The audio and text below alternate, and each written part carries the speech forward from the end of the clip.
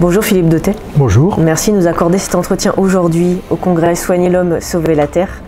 Vous êtes prêtre orthodoxe, fondateur et co-responsable du centre Sainte-Croix en Dordogne, où vous animez des sessions et des retraites depuis 30 ans.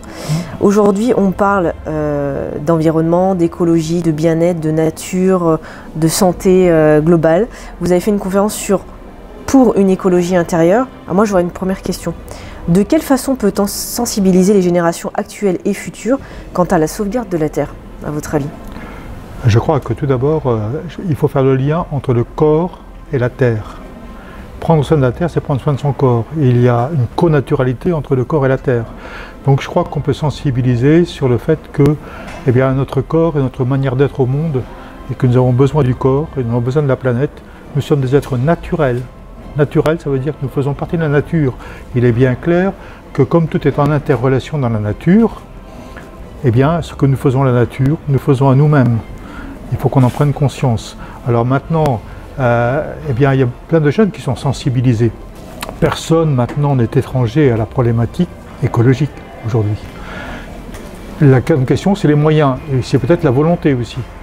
Alors, il y a une chose, c'est que si on veut entrer dans ce processus, il faut changer notre façon de penser. Et c'est ça, c'est le sens de l'écologie intérieure. Alors justement, de quelle manière? Voilà, ouais. Donc on a bien les moyens technologiques, on va essayer de réformer, et c'est ce qu'on essaie de faire, sans changer notre mentalité, notre regard sur la nature, notre rapport sur la nature, mais ça ne pourra pas. Alors je préconise le fait que tout ce qui est arrivé là, vient d'une hyper-rationalisation du monde, processus qui a débuté il y a des millénaires, mais qui s'est fortement accentué depuis le XVIIe siècle.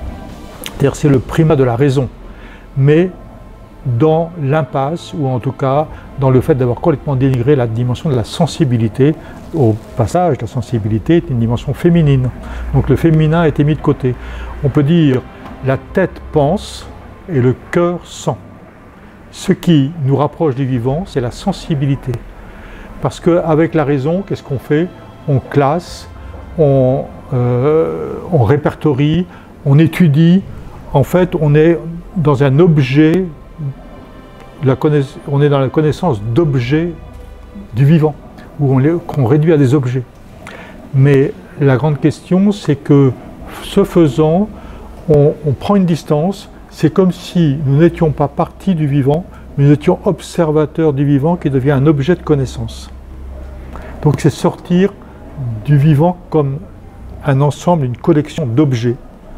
Et on peut le faire que si on entre dans la sensibilité.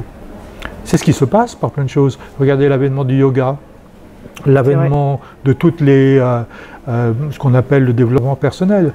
Il y a une sensibilité à soi-même, d'abord sensibilité à son corps, revenir dans la sensation intérieure. C'est l'exercice de la méditation, et on voit bien qu'il y a un engouement aujourd'hui pour la méditation. Donc c'est revenir dans la sensation intérieure, devenir sensible à son propre corps, à ce que l'on est, et finalement au vivant. Et par là, si on entre dans la sensibilité, on ne peut pas détruire ce à quoi on est sensible. Quel conseil, quelles recommandations justement vous donneriez à nos internautes qui nous regardent pour être plus dans cette sensibilité en 2018? Je crois que, en fait, nous sommes là pour devenir de plus en plus vivants, de plus en plus conscients, de plus en plus aimants. Ce qui nous a enrichis depuis le début, ce n'est pas l'argent, c'est la relation avec les autres, et c'est la relation avec la nature aussi. Donc je crois qu'il s'agit de reprendre contact avec la nature, et pour cela de reprendre contact avec soi-même, donc avec son corps.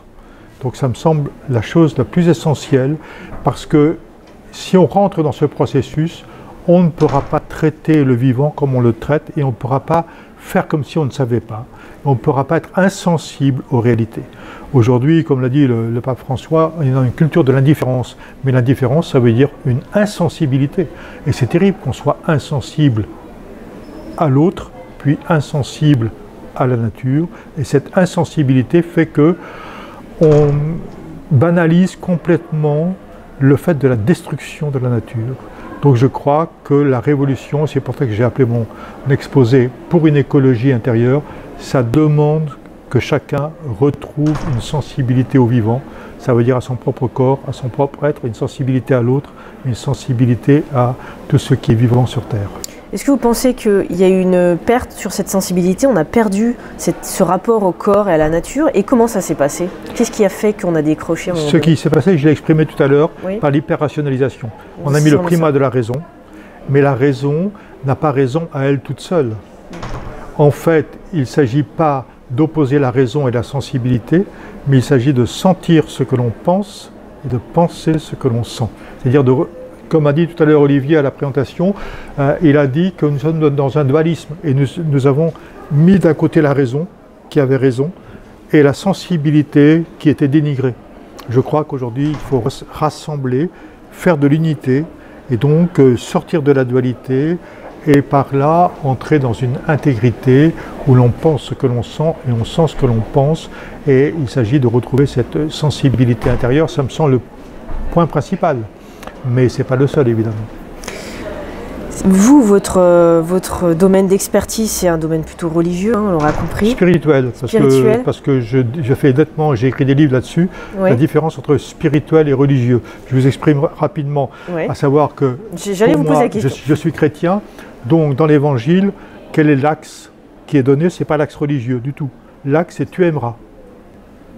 Et c'est cet axe-là. Donc tu aimeras, c'est la spiritualité.